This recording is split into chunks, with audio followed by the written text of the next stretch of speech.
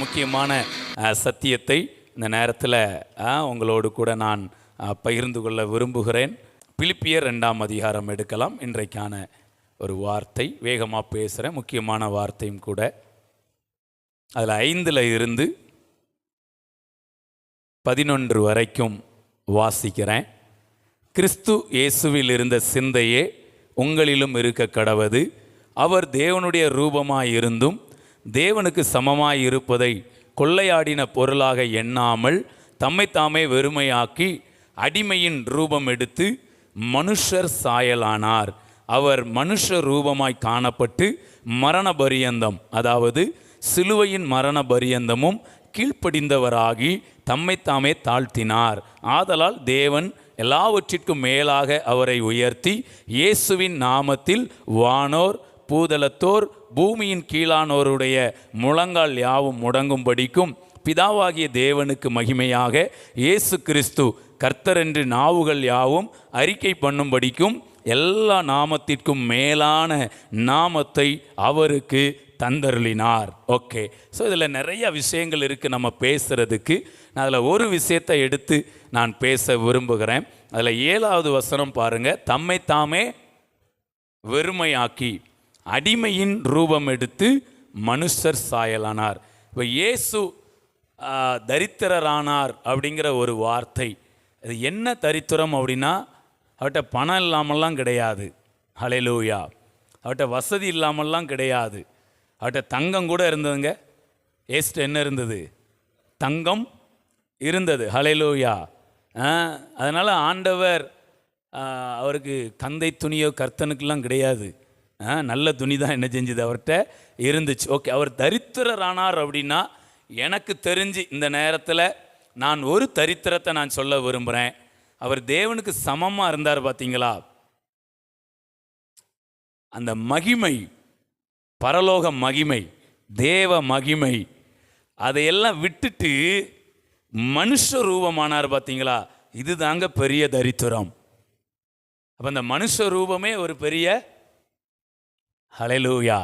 So இப்போ ஆண்டவர் நம்மை அந்த மனுஷ ரூபத்தில் இருக்கிற நம்மை தேவ சாயலாக என்ன பண்ணிட்டு இருக்கிறாரு?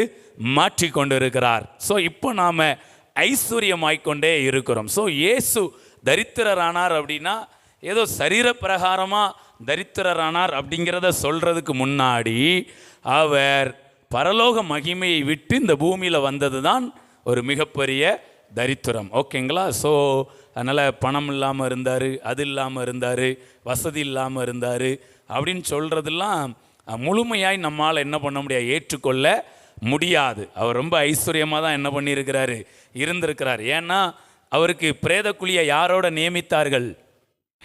ஏசாயா 53 எடுங்க, 9 வாசிங்க. துன்மார்க்கரோடே அவருடைய பிரேத குழியை நியமித்தார்கள். ஆனாலும் ஓகே, யாரோட நியமித்தாங்களா? பிரேத குழி யாரோடு நியமிக்கப்பட்டது? துன்மார்க்கரோடே பிரேத குழியை நியமித்தார்கள். நான் எப்பவுமே சொல்லுவேன், பைபிளில் ரொம்ப முக்கியமான ஒரு வார்த்தை என்னன்னா ஆனாலும். ஹல்லேலூயா. ஆனாலும் அப்படிங்கிற வார்த்தை வேதத்தில் முக்கியமான வார்த்தை. துன்மார்க்கரோடே அவருடைய பிரேத குழியை நியமித்தார்கள், ஆனாலும் அவர் மரித்தபோது ஐஸ்வர்யவானோடே இருந்தார். கையை தட்டுங்களேன். அவர் மரித்தபோது ஐஸ்வர்யவானோடே இருந்தார். Price God. அவர் சும்மா ஆண்டவரை எப்போ பார்த்தாலும் எதுக்கு எடுத்தாலும் ஏழை கோலன்னு என்ன பண்ணக்கூடாது. அவர் ஐஸ்வர்யவான், அவர் தைரியசாலி. ஹல்லேலூயா. இதில் 2 வார்த்தை இருக்குது பார்த்தீங்களா?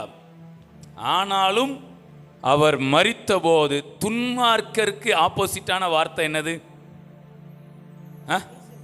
நீதிமான். ஐஸ்வர்யவான் கிடையாது. துன்மார்க்கனுக்கு ஆப்போசிட் வேர்டு என்னது? நீதிமான். அப்படி தானே? இப்போ இங்கே என்ன எழுதியிருக்கு? துன்மார்க்கரோட அவருடைய பிரேத குழியை நியமித்தார்கள், ஆனாலும் அவர் மரித்தபோது இப்படி எழுதியிருக்கலாம், நீதிமானோட இருந்தார்னு எழுதியிருக்கலாம்ல.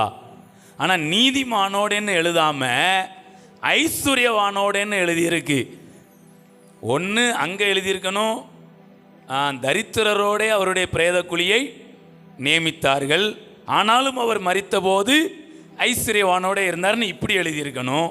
இல்லைன்னா துன்மார்க்கரோடே அவருடைய பிரேதக்குழியை நியமித்தார்கள், ஆனாலும் அவர் மரித்தபோது நீதிமானோட இருந்தார்னு எழுதியிருக்கணும்.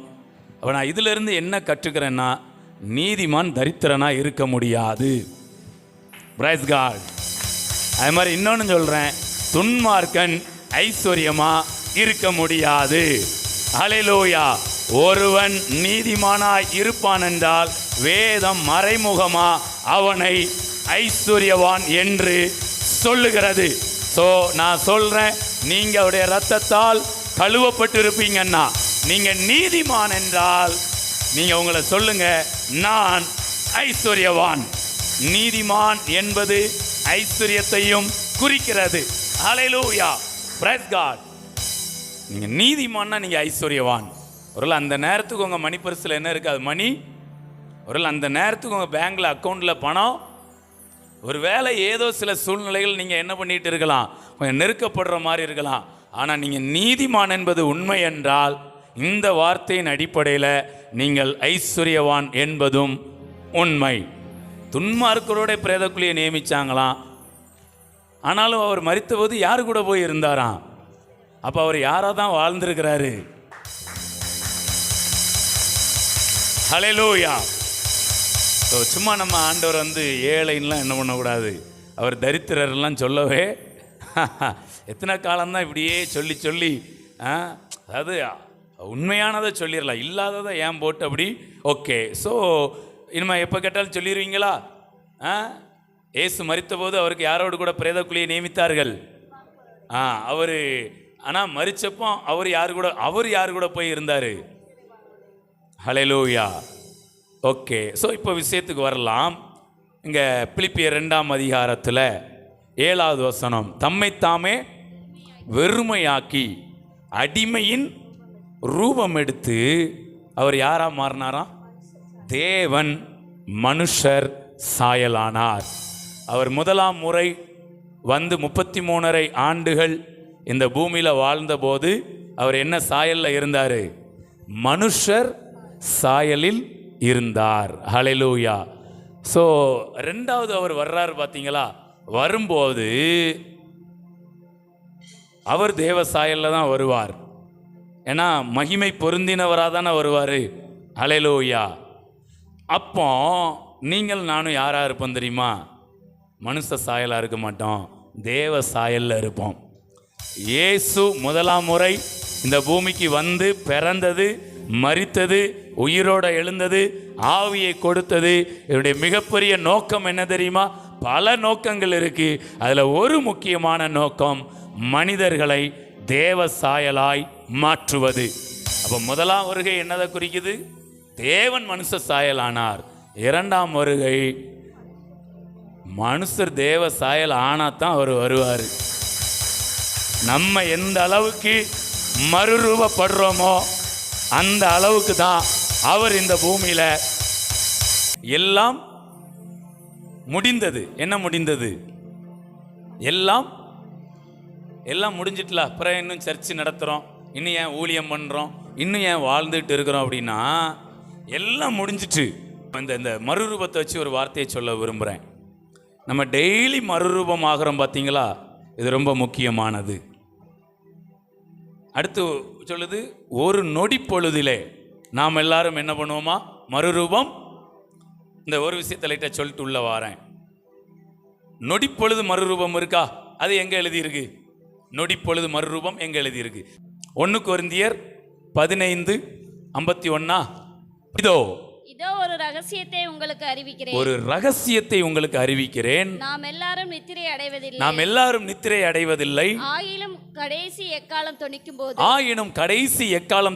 போது ஒரு நிமிஷத்திலே, நல்லா கவனிக்கிறீங்களா? ஒரு நிமிஷத்திலே, ஒரு இமைப்பொழுதிலே நாம் எல்லாரும் மறுரூபமாக்கப்படும். எப்படி? அந்த கடைசி எக்காலம் தொனிக்கும் போது ஒரு நிமிஷத்துல, ஒரு நொடியில நாம் எல்லாரும் என்ன பண்ணுவோமா? மறுரூபம் ஆவோம். சரி, இது நொடிப்பொழுது மறுரூபம். அடுத்து கேட்குறேன், ஒவ்வொரு நொடிப்பொழுதும் மறுரூபம் இருக்கு. அது எங்க எழுதியிருக்கு? 2 கொரிந்தியர் 3:18 வாசிங்க வேகமா. ஒரு முக்கியமான செய்தி பேச போறேன், அதுக்கு ஒரு அடித்தளம் போடுறேன்.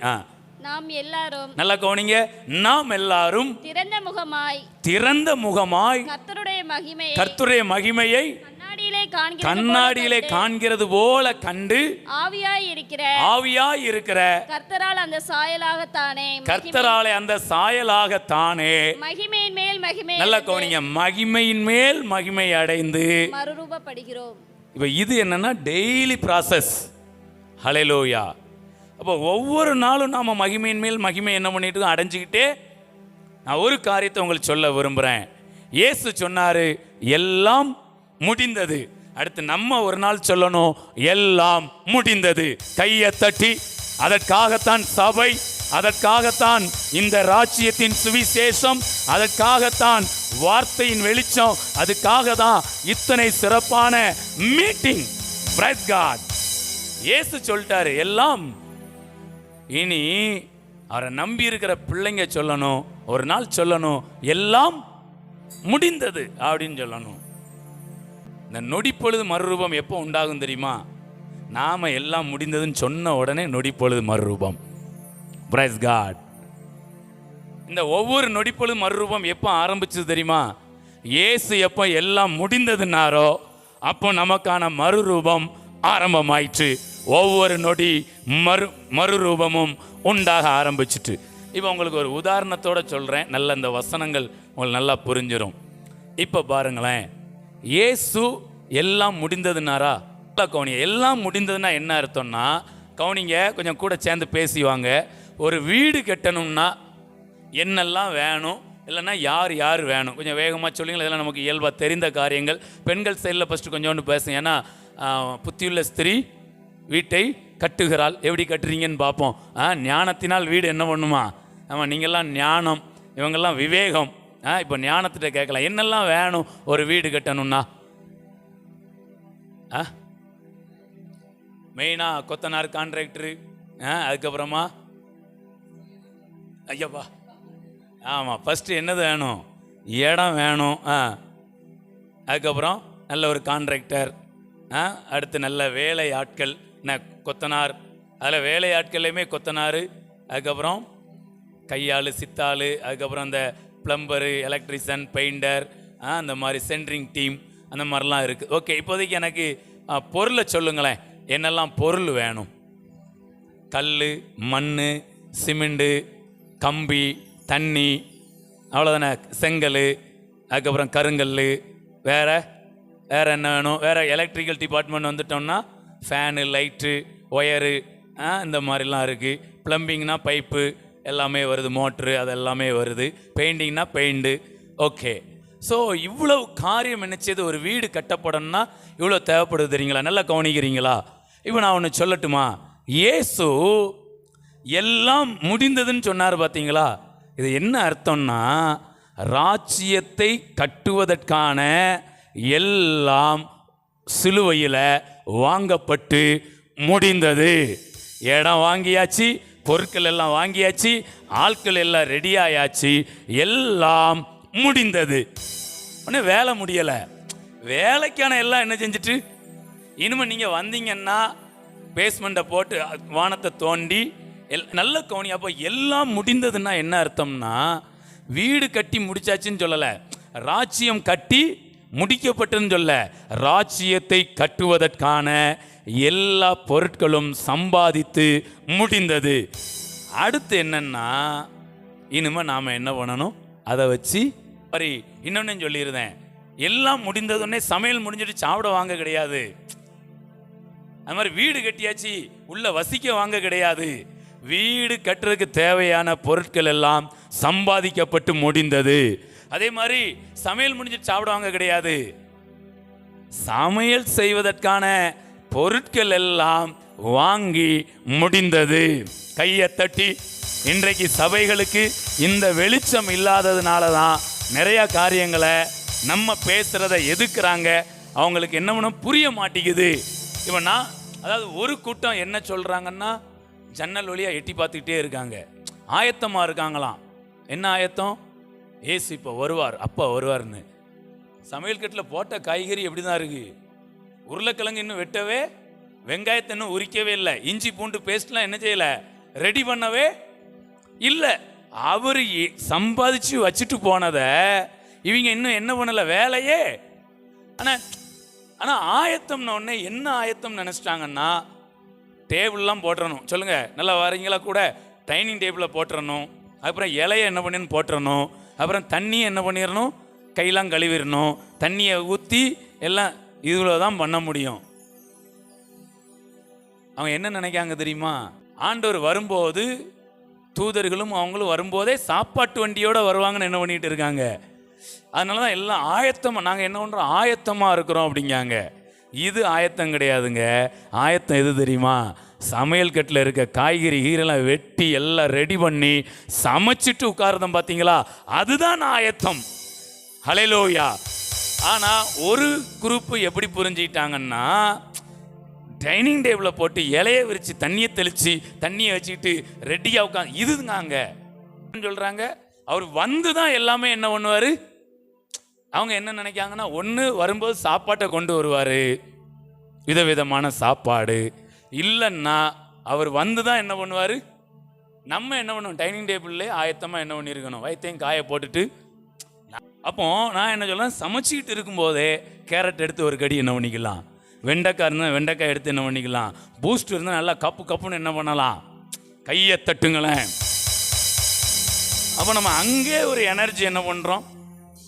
அப்போ நான் என்ன சொல்கிறேன்னா, நீங்கள் இந்த காய்கறியை வெட்டிக்கிட்டே இருக்கீங்க பார்த்தீங்களா, இங்கே ஒரு மறுரூபம் என்ன செய்யுது, நடந்துக்கிட்டே இருக்குது. எல்லாருமே என்ன எனக்கு, நான் இதை ரொம்ப மறுபடி அழுத்தி சொல்கிறேன். அவங்க எல்லாரும் சொல்கிறது எப்படி சொல்கிறாங்கன்னா, ஆண்டவர் வரும்போது தான் இந்த உலகமே என்ன செய்யுமா, மாறுமா. இப்போ நீங்கள் சொல்கிற மாதிரி வியாதி இல்லாத வாழ்க்கை இப்போ சாத்தியமே கிடையாது, தரித்திரம் இல்லாத வாழ்க்கை இப்போ சாத்தியமே. சரி சரி, இதெல்லாம் ஓகே தானே. அப்போ பாவம் இல்லாத வாழ்க்கையும் சாத்தியமே இல்லைன்னு சொல்லிட்டு போயிட வேண்டியது தானே. எதுக்கு போட்டு இவ்வளவு மீட்டிங், இவ்வளவு தூரம் ஏங்க அதுக்கு மட்டும் காம்ப்ரமைஸ் என்ன பண்ண மாட்டாங்க. இல்லை, பாவம் இல்லாமல் இந்த பூமியில் என்ன செய்யணுமா, வாழணுமா, வாழையும் முடியுங்காங்க. நான் சொல்கிறேன், அப்போ வியாதி இல்லாமலும் இந்த பூமியில் நாம் வாழ முடியும். கையை தட்டி, தரித்திரம் இல்லாமலும் வாழ முடியும். இந்த தேவனுடைய பரிசுத்த பர்வதத்தில் தீங்கு செய்கிறவங்க, கேடு செய்கிறவங்க இருக்க மாட்டாங்க. ஹல்லேலூயா. நான் அவங்க சொல்கிறது என்ன சொல்கிறாங்கன்னா, இயேசு வந்த உடனே எல்லாம் என்ன செஞ்சிருமா. சரி, இன்னொரு உதாரணம், நிறைய உதாரணமாக சொல்லிக்கிட்டே இருக்கேன். இப்போ பாருங்களேன், இங்கே நம்ம ஊருக்கு யாரை வர வைக்கலாம், ஒரு அரசியல் தலைவர் யாராவது சொல்லுங்கள், போயிடுவோமே. நம்ம தமிழ்நாட்டு முதல்வரை வச்சுக்கிடுவோமே. இப்போ நம்ம ஊருக்கு வராங்க. இப்போ யாரோ ஒரு தொண்டனோ இல்லைன்னா அவருடைய வேலை பார்க்குற ஒரு ஆள், பிஏஓ இல்லை யாராவது சொல்கிறாங்க, ஒரு வேலையும் பார்க்காதீங்க, மு.க. ஸ்டாலின் அவர் வந்த உடனே எல்லாம் சரியாயிரும் அப்படின்னா எப்படி இருக்கும். அவர் வந்து மீட்டிங் நைட்டு பேச போகிறாருங்க 7 மணிக்கு. இப்போ இன்னைக்கு நைட்டு 7 மணிக்கு பேச போகிறாருன்னா, ஒரு வாரத்துக்கு முன்னாடியே இந்த ஏரியா ஃபுல்லாக எப்படி இருக்கும், நம்ம ஊரே அப்படியே என்ன பண்ணிடும், ரோடு எங்கேயாவது இதாக கிடந்தால் ரோட்டை போட்டுருவாங்க, எல்லாமே என்ன பண்ணிடும். யாராவது சொல்லுவாங்களா, அவர் ஸ்டாலின் வருவார், வந்ததுக்கப்புறம் எல்லாம் பார்த்துக்கிடுவார். அவர் வந்தால் வேஷ்டியை மடித்து கட்டிட்டு இதை செய்யுங்க அதை செய்யுங்க, அப்புறம் அவரும் கூட சேர்ந்தா சேருகிறெல்லாம் போட்டுக்கிட்டு இருப்பார். ஏங்க அவர் எப்போங்க வருவார், இங்கே எல்லாம் முடியணும். ஒன்று இவங்க முடிஞ்ச உடனே வருவார், இல்லைன்னா அவர் சொன்ன டயத்துக்குள்ள இங்கே முடிச்சு வச்சுருக்கணும். 2ல் 1 என்ன பண்ணணும், கையை தட்டுங்களேன். ஆண்டவர் சொல்லிட்டாரு, அவர் வார வேலையை பிதா ஒருவர் தவிர வேற யாரும், உண்மையிலே பிதா அறிந்திருக்க, நம்ம ரெடி ஆகிட்டோம்னா உடனே வந்துடுவாங்க. ஆனால் இவங்க சொல்கிறாங்க அவர் வந்துட்டா இங்கே எல்லாம் ரெடி ஆகிருமா. நான் தான் கேட்கேன், அப்போ ஏன் ஃபஸ்ட்டு டைம் வந்தார். அப்போ என்ன அர்த்தம்னா, ஃபஸ்ட்டு டைம் வந்து மூலப்பொருட்களை நமக்கு என்ன பண்ணிட்டாரு, இந்த அவர் மீட்டிங் நடத்துறதுக்கு என்னென்ன தேவையோ அவ்வளோ பணத்தை என்ன பண்ணிட்டாரு, சில முக்கியமான ஆலோசனை என்ன பண்ணிட்டாரு. அப்புறம் ஃப்ளெக்ஸ் அடிக்க வேண்டியது, க்ளீன் பண்ண வேண்டியது, ஸ்டேஜை போட வேண்டியது எல்லாம் யாருடைய வேலை, தொண்டர்களுடைய. கரெக்டு தானா. அதே மாதிரி தாங்க சமையலுக்கான பொருளெல்லாம் கொடுத்துறாரு, சமைச்சு நம்ம ரெடியாக இருக்கணும். இங்கே சமையல் ரெடி அப்படின்னு சொல்லிட்டா தலைவர் என்ன பண்ணிடுவார், தூதர்களோடு கூட இறங்கி வந்துடும். அதே மாதிரி தான் வீடு கட்டுறதுக்கான எல்லா பொருளையும், ராஜ்யத்தை கட்டுவதற்கான எல்லாவற்றையும் அவர் சம்பாதித்து முடித்து விட்டார். இனி அதை வச்சு நம்ம என்ன பண்ணணும்? ஒன்னொன்னா என்ன பண்ணணும்? கட்டணும். ஸோ அதுக்கு தான் நம்ம பேசிக்கிட்டு இருக்கிறோம். ஆரோக்கியம், ஐஸ்வர்யம், நீதி, அந்த பூரணத்தை என்ன பண்ணிக்கிட்டே இருக்கோம். அப்போ இந்த கெட்டுறோம் பார்த்தீங்களா, கெட்டுறது தான் ஒவ்வொரு நொடி பொழுதும் நடக்கிற மறுரூபம். சிலர் சொல்கிறாங்க மனதளவில் மறுரூபம் நடக்கும், ஆனால் சரீரப்பிராரமாக மறுரூபம் ஆமாம் நடக்காதுன்னா நடக்காது, நடக்கும்னா நடக்கும். ஹல்லேலூயா, பிரைஸ் காட். ஓகே, நல்லா கவனிங்க. அப்போ ஒன்றை மட்டும் சொல்லிட்டு நான் மனுஷ சாயலானாருக்கு வந்துடுதேன். இப்போ நம்ம சர்ச்சோ இல்லை வீடோ பிரதிஷ்டைக்கு என்ன பண்ணுவோம்? கெட்டி முடிச்சிடும், அப்படி தானே? ஆனால் ஒரு வேலை மட்டும் இருக்கும் தெரியுமா? பில்டிங்கை கட்டிடுவோம், அதே மாதிரி ரிப்பனையும் கட்டிடுவோம். நான் இப்போ ஒரு முக்கியமான விஷயத்தை உங்கள்கிட்ட நான் பேசுகிறேன். யாரும் உள்ளே போக முடியாது, வெளியில் திறந்து தான் கிடக்கும். யாராவது உள்ளே போனால் என்ன சொல்லுவாங்க? உள்ளே போவாங்க. ஏன்? கெஸ்ட் வந்து என்ன செய்யணும்? இன்னும் ஒன்று தான் பேலன்ஸ் இருக்குது. ரிப்பன் கட் பண்ணுறது மட்டும்தான் பேலன்ஸ் என்ன செய்யுது இருக்குது. ஆனால் பில்டிங்கில் எல்லா வேலையும் என்ன செஞ்சுட்டு, நான் சொல்லட்டும், அந்த நொடிப்பொழுது மறுரூபம் என்னது தெரியுமா? நிறைய பேர் என்ன சொல்கிறாங்கன்னா, அவர் வருவாரா, அந்த நொடி பொழுதுல சமையல் காய்கறியை வெட்டிடுவாங்களாம், எல்லாம் சமைச்சிருவாங்களாம், உடனே இறக்கி வச்சிடும். ஏங்க, நொடி பொழுதுல எப்படி நடக்கும்? அப்படிலாம் நடக்காது. எல்லாம் இறக்கி வச்சிருப்பாங்க. அவர் வந்த உடனே அந்த நொடி பொழுதுல ரிப்பனை கட் பண்ணோன்னே ஏங்க கெஸ்ட் மட்டும் உள்ள போவாரா, எல்லாரும் வந்துடுவாங்களா? அது இந்த சின்ன பிள்ளைங்க இருக்காங்களே, அப்படியே நிற்பாங்க. அப்படி ரிப்பனை கட் பண்ணதான் கெஸ்ட் உள்ள வராரு இல்லையோ, ஏன்னா இடத்த பிடிக்கணும், உட்காரணும் அப்படின்னொன்னே வேகமா. இத மாதிரிதான் கடைசி நொடி பொழுது மறுரூபம். எத்தனை பேருக்கு இது புரியுது? கையை தட்டி, இதுதான் சத்தியம், இப்படிதான் நடக்கும். அந்த நொடி பொழுதுல ரிப்பனை கட் பண்ண உடனே அப்படியே உள்ள வாரோம், அப்படியே உட்கார்றோம். ஆளுகை என்ன பண்றோம்? அவங்க சொல்றது எப்படி இருக்கு தெரியுமா? அப்படி ஒண்ணுமே இருக்காதுங்க. அந்த செங்கல் கிங்கெல்லாம் அங்கங்கே என்ன செய்யும், சிம்டு கும்டுலாம் அங்கங்கே இருக்கும். ஆண்டவர் வருவாராம், ஆனால் இப்படி ஒரு ரிப்பனை கட் பண்ணுவாராம், ஆனால் டக்குன்னு பில்டிங் என்ன செஞ்சிருமா, அவர் எல்லாவற்றையும் சம்பாதித்து விட்டார். அதை வைத்து நாம் அப்படியே சமையலுக்கான ஒவ்வொரு காரியத்தை என்ன பண்ணிக்கிட்டே இருக்கிறோம். இது யாருக்கும் என்ன பண்ண மாட்டேங்கி. இவங்க என்னத்தையோ பேசின மாதிரி பேசிகிட்டு இருக்காங்க. பரலோக வாழ்க்கை இந்த பூமியிலேயா? ஆமாம், பரலோக வாழ்க்கை இந்த பூமியிலே தான். Price God, hallelujah. So புரிஞ்சிட்டிங்களா? So ஒவ்வொரு நொடியும் நம்ம என்ன செய்யணும்? மறுரூபம். இதுக்கு எப்போ நான் சொல்கிற ஒரு கீவேர்டு இருக்குது. இந்த மறுரூபம்னு எங்கேயோ ஆரம்பிக்குன்னு நினைக்கிறாங்க. எங்கேயும் ஆரம்பிக்கலைங்க. மறுரூபம் எங்கே ஆரம்பிக்கு? இருதயத்தில் ஆரம்பிக்குது. ஹல்லேலூயா. ஆண்டவர் சொன்னார், இதோ புதிய வானத்தையும் புதிய பூமியையும் சிருஷ்டிக்கிறேன். இது எங்கே அஸ்திவாரம் போடப்படுது தெரியுமா? புதிய வானம் புதிய பூமிக்கான அஸ்திவாரம் எங்கே தெரியுங்களா? இடம் வாங்கணும் நல்லா. அந்த இடம் எது தெரியுமா? இருதயம். இருதயம் என்கிற இடம் இருந்தால் ராஜ்யத்துக்கான வேலைகள் அஸ்திவாரம் போடப்பட்டு ஒன்றன் மீது ஒன்றாய் ஜீவனுக்கேற்ற மாளிகையாய் கட்டப்படுகிறது. பிரைஸ் காட், ஹல்லேலூயா. அதுக்கு ஒரு வசனம் இருக்கு. தாவீது சொல்ற சங்கீதம் 51 சொல்றாரு, சுத்த இருதயத்தை என்னிலே சிருஷ்டியும். பிரைஸ் காட், சுத்த இருதயத்தை என்னிலே. புரிஞ்சிட்டீங்களா? அப்ப இருதயம் ரொம்ப முக்கியமானதா இருக்கு. ஹல்லேலூயா. இவங்க என்ன சொல்றாங்க தெரியுமா? புதிய வானம் புதிய பூமி. அப்படியே அவர் வந்த உடனே வரும். உங்க இருதயத்துக்குள்ள ஏற்றுக்கொண்டு இங்க நீங்க கட்டத்தான் அந்த புதிய வானம் புதிய பூமி அப்படியே பிரத்யட்சமா என்ன செய்யும்? வெளிப்படும். ஆரம்பத்தில் பிரத்யட்சமா வெளிப்படவே இன்னைக்கு நம்ம இந்த ஆரோக்கியம், ஐஸ்வர்யம், நீதி, ஞானம் இதெல்லாம் இதுதாங்க ராஜ்யம். ஓகே, இப்போ புரிஞ்சிட்டிங்களா? அப்போ இந்த ஒவ்வொரு நொடிப்பொழுங்கிற என்னது? சமையல் பண்ணுற அந்த நேரம், அதுக்கப்புறம் வீடு கட்டுற அந்த நேரம், அரசியல் தலைவர் வாராருன்னா ஸ்டேஜ் போடுறது, ஃப்ளெக்ஸை கட்டுறது, லைட்டை கட்டுறது, தெருவை க்ளீன் பண்ணுறது, இது எல்லாமே என்ன செய்யுது இருக்குது. புரிஞ்சிட்டிங்களா? அது மாதிரி அந்த ரிப்பனை வந்து கட் பண்ணுறாங்களா, அவர் காரை விட்டு இறங்குறாருல, அந்த நேரம் தான் நொடிப்பொழுது மறுரூபம். நொடிப்பொழுது உடனே தானே ஃபங்க்ஷன் ஆரம்பிக்குது. அதே மாதிரி அவர் வந்து இறங்கின உடனே ஆளுகை ஆரம்பிக்குது. ஆனால் ஆளுகைக்கான எல்லாம் அவர் வருவதற்கு முன்பாக ஆயத்தமாக்கப்பட்டிருந்தான். அவர் வருவார்.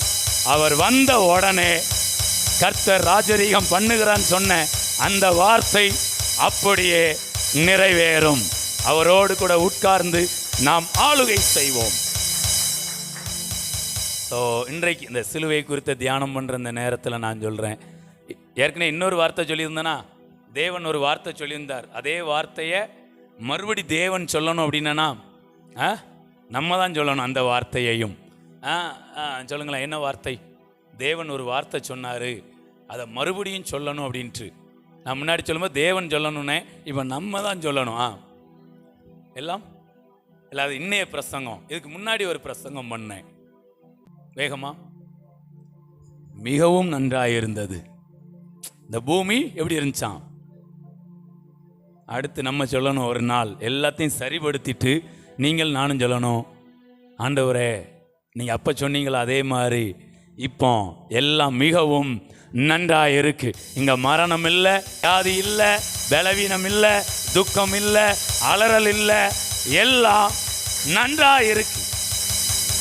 2 வார்த்தை நீங்கள் கொடுத்ததை வச்சு நாங்கள் எல்லாத்தையும் என்ன பண்ணிட்டோம், செஞ்சு முடிச்சிட்டோம், கட்டி முடிச்சிட்டோம், எல்லாம் ஆயத்தம் பண்ணிட்டோம், வாங்கன்னு சொல்லணும். எல்லாம் முடிந்தது. அதுக்கப்புறமா சொல்லணும், எல்லாம் நன்றாக இருக்கிறது.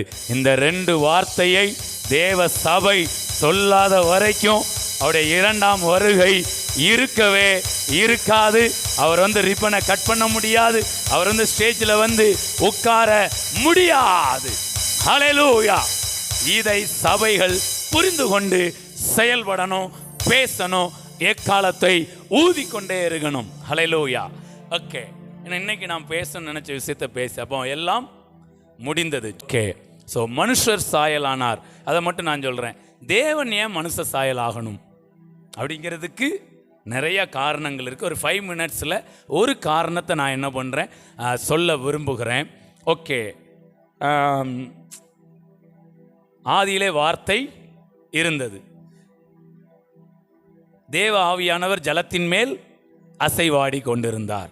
அவருடைய 2 ரூபம் என்னது? ஒன்று வார்த்தையாய் இருப்பது, இன்னொன்று ஆவியாய் இருப்பது. ஓகேங்களா? 2 இருக்கு. இன்னொன்று தான் அந்த மனுஷ அவதாரம். இந்த மனுஷ அவதாரத்தின் முக்கியத்துவம் என்னன்னு உங்களுக்கு நான் சொல்லிக் கொடுக்க விரும்புகிறேன். இதுவரைக்கும் பார்க்காத மனுஷ தயவுகளை பார்ப்பீர்கள், ஜனத்தை பார்ப்பீர்கள். Price God. ஹல்லேலூயா. ஓகே, இப்போ நம்ம மோசே விஷயத்துக்கு வரலாம். நான் வேகமாக ஒரு காரியங்களை நான் வாசித்து சொல்லி முடிக்கிறேன். யாத்திராகமம் 3ஆம் அதிகாரம் ஒரு முக்கியமான விஷயத்தை நான் ஷேர் பண்ணுறேன். 2 விஷயம் இன்னைக்கு. எல்லாம் முடிந்தது, மனுஷர் சாயலானார். யாத்திராகமம் 3ஆம் அதிகாரத்தில் நான் டக்குன்னு பேசியிருந்தேன். விஷயத்தை மட்டும் சொல்லிட்டு முடிச்சிருந்தேன், ரொம்ப எக்ஸ்பிளனேஷன் பண்ணலை. இதில் பாருங்கள், தேவன் மோசையை அழைக்கிறார். முட்செடியில் தரிசனம் கொடுத்து மோசையை அழைக்கிறார். இப்போ பாருங்கள், 10வது வசனம், நீ இஸ்ரவேல் புத்திரராகிய என் ஜனத்தை எகிப்திலிருந்து அழைத்து வரும்படி உன்னை நான் எங்கே அனுப்புவேன்? பார்வோன் இடத்துக்கு அனுப்புவேன் என்றார். அப்பொழுது மோசே தேவனை நோக்கி, பார்வோன் இடத்துக்கு போகவும் இஸ்ரவேல் புத்திரரை எகிப்திலிருந்து அழைத்து வரவும் நான் எம்மாத்திரம் அப்படிங்கிறாரு. மோசே ஆண்டவர் சொல்ல, எப்போ உன்னை நான் பார்வோன் இடத்துல என்ன பண்ணுறேன்? அனுப்புகிறேன் அப்படிங்கிறாரு. இதுக்கு மோசே என்ன சொல்கிறாரு? பார்வோனுக்கு முன்னாடி போய் நிற்கிறதுக்கு நான். இப்போ ஆண்டவர் என்ன சொல்றாரு பாருங்க. அதற்கு அவர், நல்லா கவனிங்க, தூங்கிறாதீங்க. அதற்கு அவர் என்ன சொன்னாரு? நான் வாசிங்க, எல்லாம் சத்தமா சொல்லுங்க. Super Sonia, very good. எப்பா நான் இங்க பார்த்தே நம்ம பேசிடலாம். அதற்கு அவர் என்ன சொல்றாரு? நான் உன்னோட என்ன பண்ணுவேன்? எப்படி இருக்கு இந்த வார்த்தை? எங்க இது போதுமா மோசைக்கு? பார்வோனுக்கு முன்னாடி போய் நிற்கிறதுக்கு, எகிப்துக்கு போகிறதுக்கு இந்த ஒரு வார்த்தை போதுமா போதாதா? தேவன் சொல்கிறாரு, நீ பார்வோனுக்கு முன்னாடி நிற்கிறதுக்கு என்ன வேண்டாம், பயப்பட வேண்டாம், உன்னை நீ அற்பமாக நினைக்க வேண்டாம், தாழ்வு மனப்பான்மை உனக்கு வேண்டாம் அப்படின்னு சொல்லிட்டு அவர் சொல்கிறாரு. நான் உன்னோட என்ன பண்ணுவேன்? இப்ப மோசே என்ன பண்ணணும்? அப்படியே ஆண்டவரே நீங்க என் கூட இருப்பீங்களா, சரி உடனே நான் வாரேன் அப்படின்னு என்ன பண்ணல, அவர் சொல்லல. அதுக்கு எடுத்து பாருங்க, நல்லா கவனிங்க. அதுக்கு எடுத்து சொல்றாரு 13. அப்பொழுது மோசே தேவனை நோக்கி நான் இஸ்ரவேல் புத்திரரிடத்தில் போய் உங்கள் பிதாக்களுடைய தேவன் உங்களிடத்தில் என்னை அனுப்பினார் என்று அவர்களுக்கு சொல்லும்போது அவருடைய நாமம் என்ன என்று அவர்கள் என்னிடத்தில் கேட்டால் நான் அவர்களுக்கு என்ன சொல்லுவேன் என்றான். இப்ப கேட்கிறாரு, ஐயா உன்னை அனுப்பின அந்த தேவனுடைய நாமம் என்னன்னு கேட்டா நான் என்ன சொல்லணும் அப்படின்னாரா? உடனே ஆண்டவர் சொல்றாரு, அதற்கு தேவன் இருக்கிறவராகவே இருக்கிறேன் என்று மோசேயுடனே சொல்லி, இருக்கிறேன் என்பவர் என்னை உங்களிடத்துக்கு அனுப்பினார் என்று இஸ்ரவேல் புத்திரரோட சொல்வாயாக என்றார். அப்ப பார்வோனுக்கு முன்னாடி நான் நிக்கிறதுக்கு எம்மாத்திரம் அப்படின்னு உடனே அவர் சொல்றாரு, நான் உன் கூட என்ன பண்ணுவேன், இருப்பேன். அடுத்து அவங்க என்ன எப்படி நாமம் என்னன்னு கேட்டா நான் என்ன சொல்ல, இருக்கிறேன் என்பவர் அனுப்புனதா என்ன பண்ணு சொல்லுன்ட்டாரு. இப்போது மோசே போயிருக்கலாம்ல, இப்பவும் போகல. அதுக்கப்புறம் கேட்கிறாரு பாருங்க 4:1 வேகமா. அப்பொழுது மோசே அவர்கள் என்னை நம்பார்கள், என் வாக்குக்கு செவிகொடார்கள், கர்த்தர் உனக்கு தரிசனமாகவில்லை என்று சொல்லுவார்கள் என்றான். கர்த்தர் அவனை நோக்கி உன் கையில் இருக்கிறது என்ன என்றார். ஒரு கோல் என்றான். ஓகே, இப்போ அந்த கோலை தரையில போடணுன்னே சர்ப்பமா மாறுது. அப்புறம் அதுக்கப்புறமா அது வாழை பிடிச்சோடனே அது கோலா மாறுது. அப்புறம் உன் கையை மடியில் போடுனா குஷ்டரோகம் ஆகுது.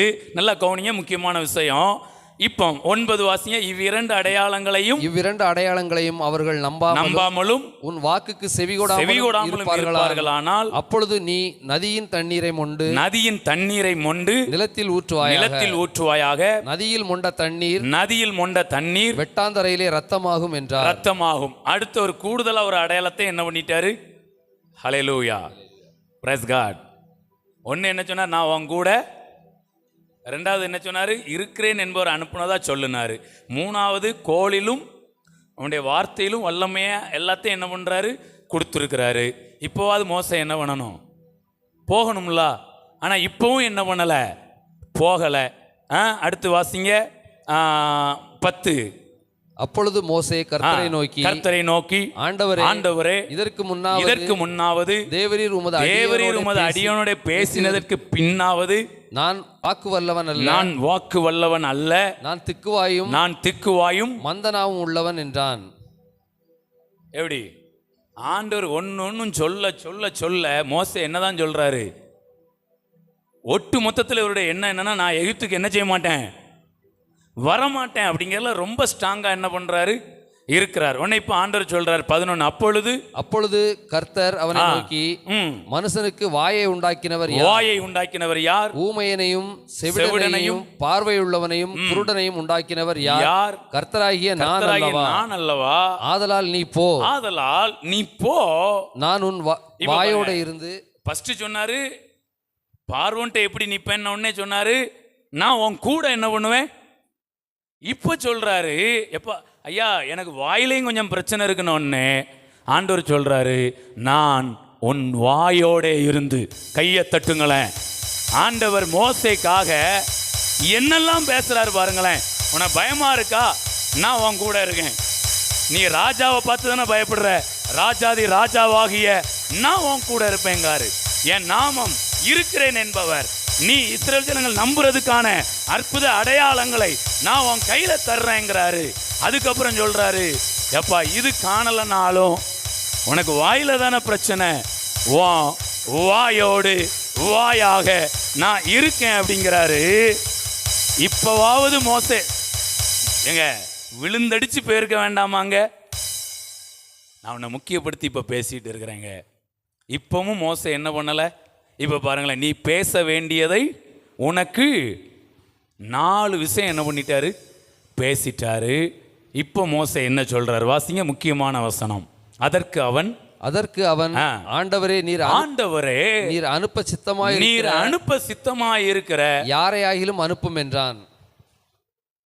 ஆண்டவர் எவ்வளவு பேசியிருக்கார் மோசேட்ட. என்னெல்லாம் மறுபடியும் ஏன்னா இது ரொம்ப முக்கியமான பிரசங்கம். நல்ல கவனிங்க. என்ன சொன்னார்? நான் உன் கூட இருப்பேன், இருக்கிறேன் என்பவர். அதுக்கப்புறம் அற்புத அடையாளங்கள், உன் வாயோட இருப்பேன். இப்போ இது எல்லாமே யார் சம்மந்தப்பட்டது? தேவனோடு சம்மந்தப்பட்டது தானே. நான் உன் கூட இருப்பேன்னா என்ன அர்த்தம்? அவர் கூட இருப்பாராம். அதுக்கப்புறம் இருக்கிறேன் அப்படின்னா அவருடைய நாமம். அதுக்கப்புறம் அற்புத அடையாளங்களை யார் கொடுத்தது? தேவன் கொடுத்தாரு. அப்புறம் வாயோட யார் இருப்பேன்னாரு? நான் இருப்பேன்னாரு. நல்லா கவனிங்க. இவ்வளவு சொன்னதுக்கு அப்புறமும் மோசே வண்டி என்ன பண்ணலை? சும்மா நம்ம பாசையில் சொன்னா பட்டாக்ஸ் பண்ணது இன்னும் தட்டலை. இன்னும் தட்டாமல் உட்காந்துக்கிட்டு ஆண்டவர் என்னெல்லாமோ சொல்லி பார்க்குறாரு. அவன் என்ன பண்ணலை? கேட்கவே அவனுக்கு போகிறதுக்கு மனசே. நான் இப்போ என்ன பேசிகிட்டு இருக்கேன் தெரியுமா? தேவன் மனுஷர் சாயலானார். தேவனும் மனிதனும் எவ்வளவு முக்கியமோ அதே மாதிரி மனிதனும் ரொம்ப முக்கியம். சில நேரம் கணவனுக்கு மனைவி முக்கியம், மனைவிக்கு கணவன் முக்கியம். சில நேரம் பேரண்ட்ஸுக்கு பிள்ளைங்க முக்கியம், பிள்ளைங்களுக்கு பேரண்ட்ஸ் முக்கியம். ஊழியக்காரருக்கு விசுவாசிகள் முக்கியம், விசுவாசிகளுக்கு ஊழியக்காரர் முக்கியம். இப்படி நம்ம எதுக்குனாலும் சொல்லிடக்கூடாது. நான் கூட முன்னாடி என்ன நினைப்பேன்னா, யாரையுமே நம்ம சொல்லக்கூடாது. நம்ம வளர்ச்சிக்கு நம்ம தான் காரணம். Price God. என் தளர்ச்சிக்கு யாரையும் நான் காரணமாக என்ன பண்ணக்கூடாது. ஆனால் இப்போ சொல்கிறேங்க, இந்த சத்தியத்தின் அடிப்படையில் உங்களுடைய ஒவ்வொரு மூமெண்ட்டும் என்னை பாதிக்கும், என்னுடைய ஒவ்வொரு மூமெண்ட்டும் உங்களை பாதிக்கும். என்ன தான் இருக்கட்டும் சுற்றி, அத்தனை இருந்தாலும் நான் சொல்கிறேங்க, தேவன் மேலே நம்பிக்கை, தேவனை குறித்த அறிவு, அற்புத அடையாளங்கள், ஆச்சா பூச்சா எல்லாம் இருக்கட்டும். ஆனால் அந்தந்த நேரத்துக்கு எந்த மனிதன் நம்ம கூட நிற்கணுமோ அந்த மனிதன் நம்ம கூட நிற்கலன்னா தேவனும் சரி, தேவன் கொடுத்த எதுவானாலும் வேலை செய்ய முடியாதுங்க. கையை தட்டுங்க, கையை தட்டுங்க, கையை தட்டி பிரைஸ் காட். உங்களுடைய வளர்ச்சிக்கும் உங்களுடைய தளர்ச்சிக்கும் மனிதர்கள் காரணமாக இருக்கிறாங்க. ஹல்லேலூயா. நான் முன்னாடி சொல்லுவேன், எப்படி சொல்லுவேன்னா, நம்ம வளர்ச்சிக்கு காரணமாக இருக்கிறவங்கள மட்டும்தான் சொல்லணும். நம்ம தளர்ச்சிக்கு காரணமாக இருக்கிறத ஒரு நாள் என்ன பண்ணக்கூடாது, பிளஸிக்கா சொல்லக்கூடாது அப்படின்னு நான் நினச்சிருந்தேன். ஆனால் இந்த சத்தியத்தை நான் கற்றுக்கொண்ட போது இல்லை, நம்ம தளர்ச்சிக்கும் மனிதர்கள் காரணமாக இருக்கிறாங்க, நம்ம வளர்ச்சிக்கும் மனிதர்கள் காரணமாய் இருக்கிறார்கள். அதனால தான் தேவன் தேவனாகவே இருக்காம, தேவனாய் இருந்து மனிதர்களை ரட்சிக்காமல் அந்த தேவன் மனுஷர் சாயலானார். Praise God. ஹல்லேலூயா. ஸோ இந்த வார்த்தை தேவனும் மனிதனும் எவ்வளவு முக்கியமோ அதே மாதிரி மனிதனும் முக்கியங்க. ஆவிக்குரிய உலகம் எதில் ஜெயிச்சிரும் தெரியுமா? எதில் ஜெயிச்சிரும்? தேவனும் மனிதனுங்கிறதுல ஜெயிச்சிரும். எதில் தோக்குது தெரியுமா? மனிதனுங்கிறதுல தோற்று விடுகிறது. இன்றைக்கு இந்த பெரிய வெள்ளியில நாம் தியானித்து கொண்டிருக்கிற வேளையில நமக்கு ஒரு வெற்றியை கொடுக்கிறார். மனிதனும் என்பதிலே ஒரு வெற்றி உண்டாகிறது. கையை தட்டி, போனது போகட்டும், நடந்தது நடந்ததா இருக்கட்டும், ஆனால் இனிமேல் சபை குடும்பம் வெற்றியை பார்க்கும். Praise God. ஹல்லேலூயா. நிச்சயமாய் மனிதர்களிலே, ஜனத்திலே ஒரு மிகப்பெரிய வெற்றியை நாம் அனுபவிப்போம். ஹல்லேலூயா. இப்ப நல்ல கவனிங்க. இவ்வளவு தூரம் தேவன் நான் உன் கூட இருப்பேன், இருக்கிறேன் என்பது என்னுடைய நாமம், உனக்கு நான் அற்புத அடையாளங்களை கொடுத்துருக்கேன், உன் வாயோடு நான் என்ன பண்ணுவேன், இருந்து நீ பேச வேண்டியதை உனக்கு நான் என்ன பண்ணுவேன், போதிப்பேனாரு. இவ்வளவு சொல்லிட்டும் மோசே என்ன பண்ணிட்டாரு? உட்கார்ந்த இடத்த விட்டு என்ன பண்ணலை? நல்ல கவனிங்க. பிடிச்சி வச்ச புட்டு மாவு மாதிரி இப்படி உட்காந்துருக்காரு. இப்படி ஆட்டை மேய்ச்சிட்டு 80 வயசு இல்லா அப்படி உட்காந்துருக்காரு. ஆண்டவர் பயங்கரமாக 4 டயலாக் என்ன பண்ணார், பயங்கரமாக சொல்லியிருக்கிறாரு. அப்படி ஒரு டைலாக் சொல்லி நான் உன் கூட இருப்பேன் அப்படின்னு அப்படியா சரி உடனே அதுக்கப்புறம் இப்படி உட்காந்துட்டு இல்லை அவங்க நாமம் என்னன்னு கேட்பாங்க. உடனே இருக்கிறேன் என்பவர் உடனே அப்படியா சரி. அவன் நம்ப மாட்டாங்களே அந்த பயலோ, அவன் ரொம்ப மோசமானவங்கள அப்படின்பார். உடனே சரி உனக்கு அற்புத அடையாளங்கள் என்ன பண்ணுற, அவன் கோலில் கொடுக்குறேன் அப்படியா சரி. அடுத்து இந்த வாய் சரியில்லையே, இதுக்கு வாய் இல்லா, மந்த நாவுல்லா, இது சரியாக பேசாதுல்ல, அப்படின்னு அப்படி உட்காந்து அப்படி சொல்லிட்டே இருக்காரு. உடனே ஆண்டவர் எப்போ நான் உன் வாயோட என்ன பண்ணுவேன், என்னதான் சொன்னாலும் முடியாதுயா, நீர் வேற யாரையாவது என்ன செய்யும். இப்போ ஆண்டவருக்கு எப்படி இருக்கும், சப்புன்னு ஒன்று வச்சிடலாம் போல இருக்குமா இருக்காதா? இது வரைக்கும் ஆண்டவர் அன்பா என்ன பண்றாரு, பேசிக்கிட்டே இருக்கிறார். என்னத்தை சொன்னாலும் இப்படி உட்கார்ந்து இப்படி எந்திரிச்சு இப்படி போக வேண்டிய மோசே ஆண்டவர் ஒன்று சொன்ன உடனே இப்படி உட்கார வேண்டியது, பிறகு அவர் பேசி முடிச்சோடனே ரெடி இப்படி உட்கார வேண்டியது. இல்லை ஆண்டவரே அதெல்லாம் சரிபட்டு வர, அது தேவன் சம்பந்தப்பட்டு வந்த 4 காரியங்களையும் மோசே அற்புதமாய் நினைக்கவில்லை. அப்படியே உட்காந்துட்டே இருக்காரு. ஒரு வார்த்தை வாசிங்க, அடுத்த வசனம் அப்படி வாசிங்க, செம்மையா இருக்கும் பாருங்க. இப்போ மனுஷன் ஏன் முக்கியம் சொல்றேன். அப்பொழுது கர்த்தர், நல்ல கவனிங்க, அப்பொழுது கர்த்தர் மோசேயின் மேல் கோபம் உண்டவராகி. இப்போ மோசே மேல என்ன வந்துட்டு, விஷம் விஷம், என்ன சொன்னாலும் என்ன செய்ய மாட்டேங்கி, கைய பின்னாடி வச்சிருதுன்னு சொல்லி கோபம் வருது. இது வரைக்கும் அவருக்கு என்ன வரல, ஏங்க 4 விஷயம் சொல்ற வரைக்கும் ஆண்டவருக்கு என்ன வரல, கோபம். ஏங்க அவர் யார், இரக்கத்தில் ஐஸ்வர்யம் உள்ளவர், அவர் நீடிய பொறுமை உள்ளவர், நீடிய சாந்தம் உள்ளவர். ஆனா இப்ப அவருக்கே என்ன வந்துட்டு, உடனே 2 சும்மா விளையாட்டுக்கு சொல்றேன்னா 2 பெடரில் போட்டு இப்போ ஒரு வார்த்தை சொல்லுவாரு பாருங்க. லேவியனாகிய ஆரோன், நல்ல கவனிங்க, லேவியனாகிய ஆரோன் உன் சகோதரன் அல்லவா, அவன் நன்றாய் பேசுகிறவன் என்று அவன் கையை தட்டுங்களேன்.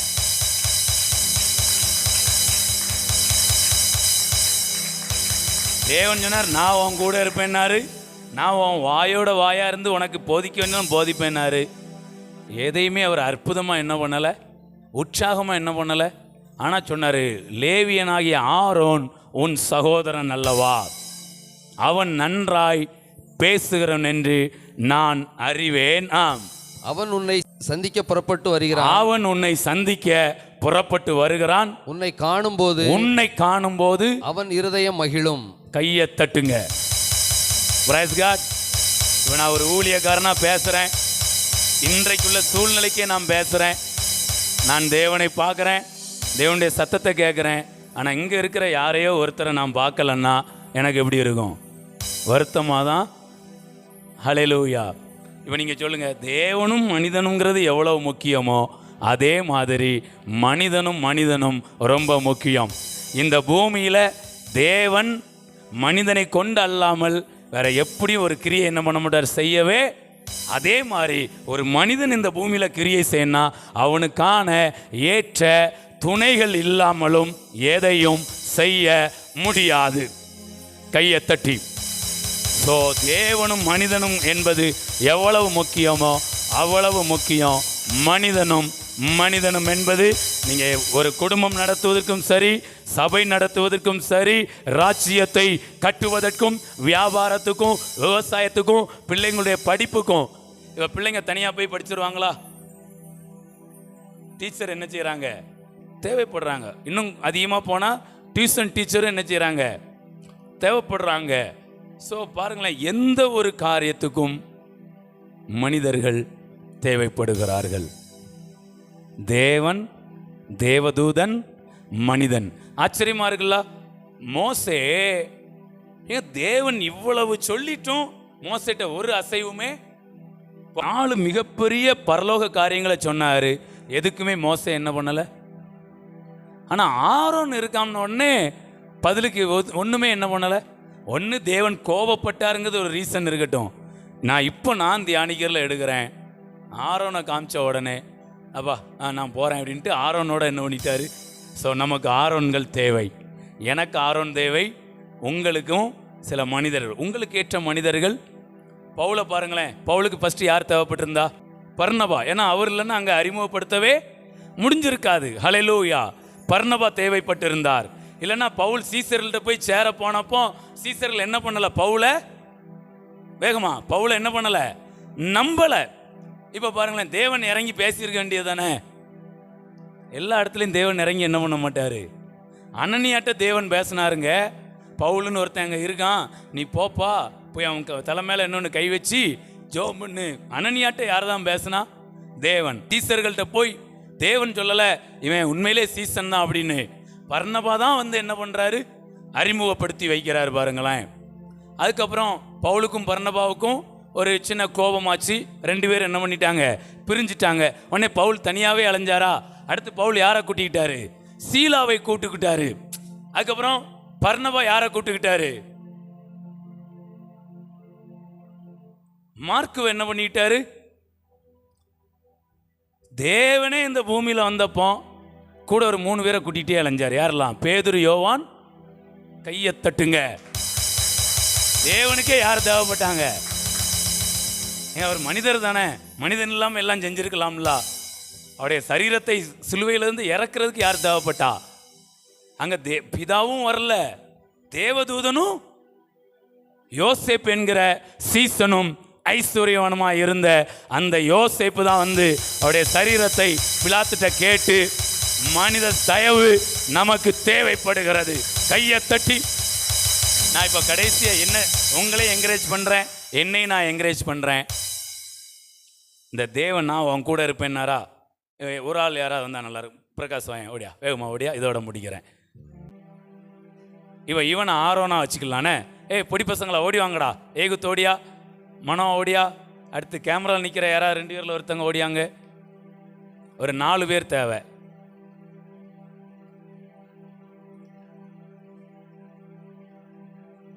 ராகுலும் ஆயன், ஆமாம், அவன் கீபோர்டில் போட்டுக்கிடுவான். இப்போ இதோட சொல்லி முடிக்கண்ணே, கொஞ்சம் நல்லா இருக்கும். ஓகே, அப்படி சுற்றி நின்னுங்கப்பா. அப்படியே 4 முக்களை நின்னுங்க. இப்படி ஒரு ஆள், பின்னாடி பின்னாடி பின்னாடி ஒரு ஆள், இங்கே சைடில் நிற்கோ. நீ ஃப்ரெண்டில் எதிர்த்தாப்பில் நிற்கோ. ஓகே, இப்போ புரிஞ்சிட்டிங்களா? டக்குன்னு நான் வேகமாக முடிக்கிறேன். தேவன் யாரை வாங்கண்ணே, இந்த பக்கம் நின்னுங்கண்ணே, இல்லை நின்னுங்கண்ணே. இப்போ இவங்க மோசே என்ன, இப்போ பாருங்க, தேவன் சொல்கிறார் நான் உன்னோட என்ன பண்ணுறேன், இருக்கேன் அப்படிங்கிறாரா. உடனே அப்படியே ஓகே இரும் அப்படின்னு விட்டாச்சு. அப்புறம் இருக்கிறேன் என்பவர் என்னுடைய நாமம் இருக்கட்டும். அதுக்கப்புறம் அடையாளங்கள், அற்புத அடையாளங்கள். அப்புறம் வாயோட வாயா நான் என்ன பண்ணேன், வார்த்தையாய். இதெல்லாம் தேவனுடைய இவ்வளவு காரியங்களே என்ன பண்ணுறாரு, ஆண்டவர் சொல்கிறாரு. மோசே இது எதையுமே என்ன பண்ணலை, எடுக்கலை. ஆனால் ஆரோன் அவன் கூட இருக்கான்ல, அவன் வருவான் அப்படின்ன உடனே டக்குன்னு மோசே என்ன பண்ணிட்டாரு. அதனால் நான் என்ன சொல்கிறேன்னா, தேவனுடைய இவ்வளவு காரியங்களை பார்க்கிலும் மோசைக்கு எதுதான் மேன்மையாக தெரிஞ்சதுன்னா, இந்த ஆரோன் மேன்மையாய். நான் என்னை சொல்கிறேங்க, நான் மனிதனை நான் மேன்மைப்படுத்துகிறேன். தேவ திட்டத்தில் இணைக்கப்பட்ட மனிதர்கள் ஒருவருக்கொருவர் தேவைப்படுறாங்க. நான் இப்போ தேவனுடைய காரியங்களை குறைச்சி பேசுறதுக்காக அந்த செய்தி கிடையாது. இவ்வளவு இருந்தாலும் இது இல்லைன்னா இது எதுவுமே அனுபவிக்க முடியாது. கையை தட்டுங்க. இன்னைக்கு உங்களை நீங்கள் மேன்மையாக நினைங்க. இப்போ நம்ம சபையில் பாருங்களேன், சின்னவன் 1000 சின்னவன் 1000 சின்னவன் 1000 சின்னவன் 1000 சின்னவன் 1000 அப்படிங்க. இருக்க 30 பேரே ஒழுங்காக வரலன்னா நான் சின்னவன் 1000 சின்னவன் 1000ன்னு நான் வளர்த்த ஜாதியாக இருப்பேன். சின்னவன் வளர்த்த ஜாதியாக இருப்பேன். விட்டுட்டேன் போ துறப்போ. ஆமாம், வாக்கு தத்தம் தான். இந்த குட் ஃப்ரைடேக்கே வரலன்னா வேற எதுக்கு வர போகிறாங்க? யாருமேலையும் கோபத்தில் நான் பேசலைங்க. நம்ம சின்னவன் 1000 சின்னவன் 1000மா இருக்கவங்களே 30 பேரே உள்ள இல்லைன்னா அப்புறம் நான் வெளியில் இருக்கவங்களை என்னை கொண்டு வர. ஆனால் நம்ம ஊழியம்தான், விட போகிறதே கிடையாது. 10 பேர் இருந்தாலும் என்ன நம்ம எதிர்பார்த்த மாதிரி ஆள் வரலன்னொன்னே ஆரம்பத்தில் கொஞ்சம் முகம் வரமா சப்புன மாதிரி இருக்கும். பிற பிரசன்னம் வர வர உப்புன மாதிரி ஆயிரும். நம்ம முகத்தை ஒரு நாளும் சப்புன மாதிரி இருக்க விட அது எப்போ உப்புன மாதிரி தான் என்ன செய்யும். அதனால் கூட நில்லுங்க. இந்த 4 தேவனுடைய காரியங்களை பார்க்கலும் மோசைக்கு யார் தான் முக்கியமாக இருந்துச்சு. அதனால் எனக்கு ஆண்டவர் என்ன தான் வெளிப்பாடு கொடுத்தோம், அபிஷேகம் கொடுத்துருந்தாலும், ஆண்டவரே நேரில் வந்து இங்கே சர்ச்சில் உங்கள் எல்லாருக்கும் முன்னாடி அவர் 8:45 இதில் வந்து உட்கார்ந்துருந்தாலும் நான் வந்த உடனே பொண்ணுத்துறை பிரஸ்லாட் அடிம்பார், இல்லைனா வந்தனம் நமஸ்கார் அடிம்பாரா, நான் ஆண்டவரை பார்த்து என்ன சொல்லுவேன், சந்தோஷப்படவே. ஏன், எனக்கு வர வேண்டிய ஆட்கள் என்ன செய்யலை. இப்போ மோசையால் இதெல்லாம் பார்த்து என்ன பண்ண முடியும், சந்தோஷப்பட. ஏன்னா அவருக்கு யார் முக்கியம்? இப்போ ஆரோன் கண்ணில் என்ன பண்ணணும், பிரைஸ் காட். எனக்கு இயேசுவே வந்து உட்கார்ந்துருந்தாலும் என் கூட நீங்கள் நியமித்த ஆட்கள் இல்லைன்னா என் முகம் கொஞ்சம் சப்புன்னு தான், கொஞ்சம் வருத்தம் இருக்கத்தான். ஆனால் நீங்கள் சொல்லுற என்ன ஊழியக்கார் வெக்ஸ் ஆகுறாரு, ஊழியக்கார் வெக்ஸ் ஆகத்தான் செய்வார். Praise God. ஆனால் இன்னொன்று சொல்கிறேன், பிறகு அப்படியே கொஞ்சம் சூடு பிடிச்ச உடனே பிறகு அவ்வளோதான், 4 பேரோ 3 பேரோ வண்டி குதிரை ரதம் மாதிரி என்ன செய்யும் போக. இது என்னென்னா சூழ்நிலைக்குள்ள போய் என்ன பண்ணுறோம், அழுகையின் பள்ளத்தாக்கை உருவ நடந்து அதை நீரூற்றாக்கிக் கொள்ளும். ஒரு குட் நியூஸ் இருக்குன்னு அதை சொல்ல போகிறேன்.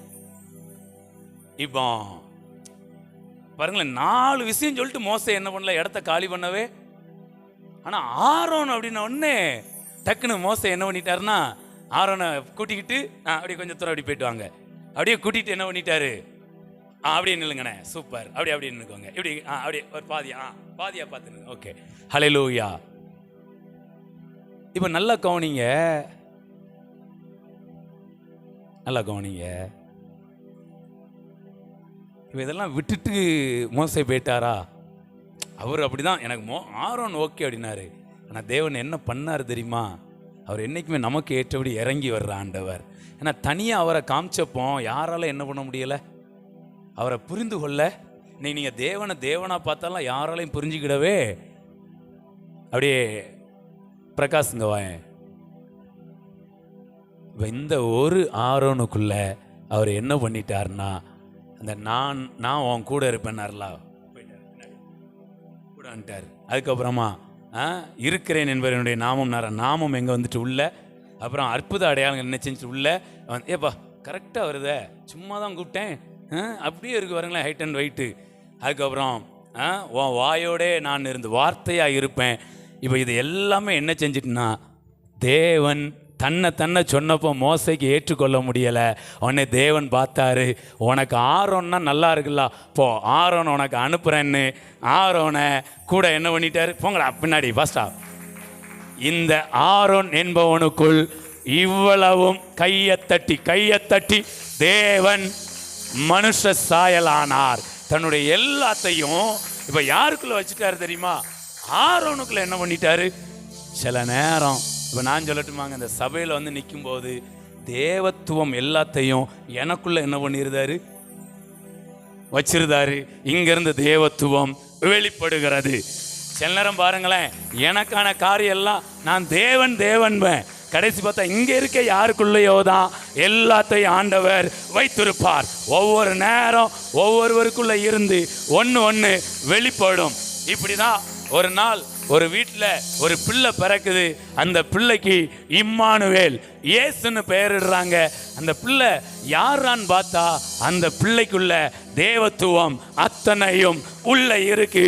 அந்த பிள்ளையின் மூலமாக ஒட்டுமொத்த உலகமும் ஆசீர்வதிக்கப்படுகிறது. தேவனா வந்தா மனுஷன் பயப்படுறான், ஆனா மனிதனா வந்தா அவன் கட்டி பிடிக்க இயேசுவை அனுமதித்தான்.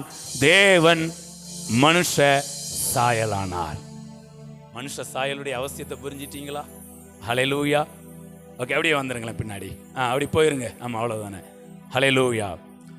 அப்போ மோசைக்கு யார் முக்கியமாக இருந்தார்? ஆரோன். ஆரோன் வெறும் மனிதனாய் போய் உதவி செய்யலை. தேவன் பார்த்தாரு. அவன் போகும்போதே இவனுக்குள்ள எல்லாத்தையும் என்ன பண்ணிட்டாரு வச்சு அப்படியே என்ன பண்ணிட்டாரு வேலை. அப்புறம் ஒரு கட்டம் வரும்போது அப்புறம் ஆரோனை என்ன பண்ணியாச்சு விட்டுட்டு அப்புறம் மோசே தேவனோடு கூட எதுக்குனாலும் அதுக்கப்புறம் ஆரோன்ட்ட போய் என்ன பண்ணலை, கையை தட்டுங்களேன். என்ன சின்ன பிரச்சனையாக இருந்தாலும் சரி, பெரிய பிரச்சனையாக இருந்தாலும் சரி, மறுபடி தேவன்ட்ட என்ன பண்ணிட்டாரு பார்க்க ஆரம்பித்தார். Price God. ஸோ அப்போ தேவனோடு கூட கனெக்ட் பண்ணுவது தேவ சாயல் அல்ல, மனுஷ சாயல் தான் ஒரு மனிதனை தேவ சாயலில் இணைக்கிறது. ஸோ இந்த வார்த்தையின்படி தேவன் நமக்கான மனிதர்கள் எப்பெல்லாம் நம்ம எதிர்பார்க்கிறோமோ அப்பெல்லாம் நம்ம கூட நிற்பதற்கு ஆண்டவர் கிருபை. எனக்கு ஊழியத்துக்கு ஆட்கள் தேவை. உங்களுக்கு உங்கள் பிஸ்னஸ், உங்களுடைய விவசாயங்கள், உங்களுடைய ஜாப், உங்களுடைய ஹோட்டல் இதெல்லாம் டெவலப் பண்ணுறதுக்கான ஆட்கள் தேவை. இதில் மெயினாக யார் தெரியுமா? உங்களுக்கான ஆள் யார்? உங்களுடைய கணவன்னா கணவனுக்கு மனைவி, மனைவிக்கு கணவன்.